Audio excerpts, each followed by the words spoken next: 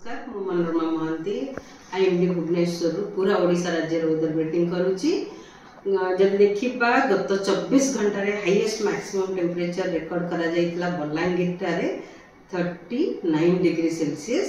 आउ जदि देखा आगामी 7 दिन फोरकास्ट जदि देखा पूर्वानुमान करुच्ची कि आगामी 7 दिन वर्षा हल्का मध्यम धरण वर्षा सहित बिजुली घड़घड़ी आ झटका पवन भी रही संभावना रही किंतु आगामी 24 घंटा गोटे कि दुईटा स्थान में प्रबल वर्षा हमारा भी संभावना रही।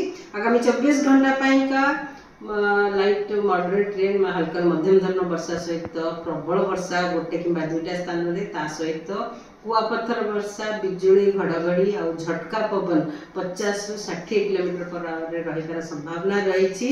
सुंदरगढ़ मयूरभंज केउंझर बालेश्वर मालकानगिरी कोरापुट रायगड़ा आउ गजपति जिले में ता सहित अलग जिला मानक जमती कि नवरंगपुर कलाहांडी कंधमाल गंजाम नयागढ़ अनुगुल ढेंकानाल जाजपुर भद्रक जिले में वर्षा हल्का मध्यम धरण वर्षा सहित बिजुली घड़घड़ी और झटका पवन 40 ରୁ 50 किलोमीटर पर आवर रही संभावना रही।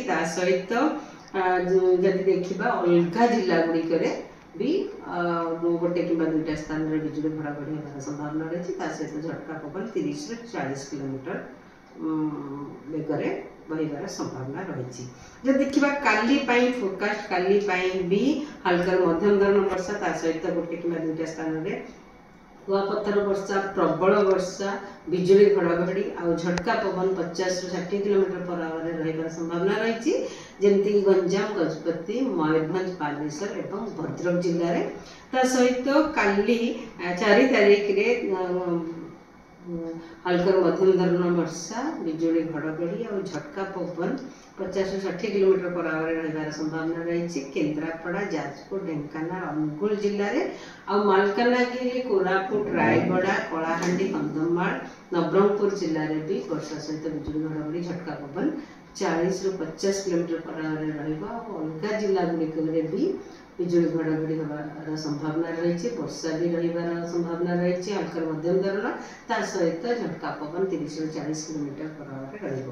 आउ 5 तारीख रे जदि देखिबा 5 तारीख रे प्रबल वर्षा होबार संभावना नहीं कुआपथर वर्षा होबार भी विशेष संभावना नहीं किंतु जिला गुड़िक उपकूलवर्ती अंचल जिला गुड़िक सहित मयूरभंज केउंझर मालकानगिरी कोरापुट रायगड़ा जिले में हल्का मध्यम धरण वर्षा सहित बिजुली घड़घड़ी आउ झटका पवन रही संभावना रही। पवन गति रही 40 ରୁ 50 किलोमीटर पर आवर।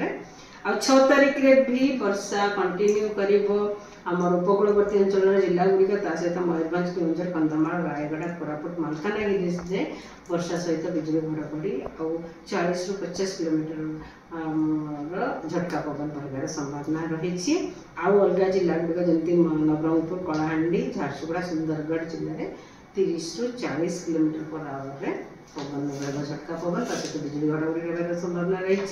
6 तारीख रे किसी वार्निंग ना किंतु गोटे कि दुईटा स्थान में हल्का मध्यम धरण वर्षा रही 6 तारीख 7 तारीख 8 तारीख भी रही। देखा तापमात्रा दिन तापमात्रा विशेष परिवर्तन होबार संभावना नहीं आगामी 4-5 दिन मध्य। नमस्कार।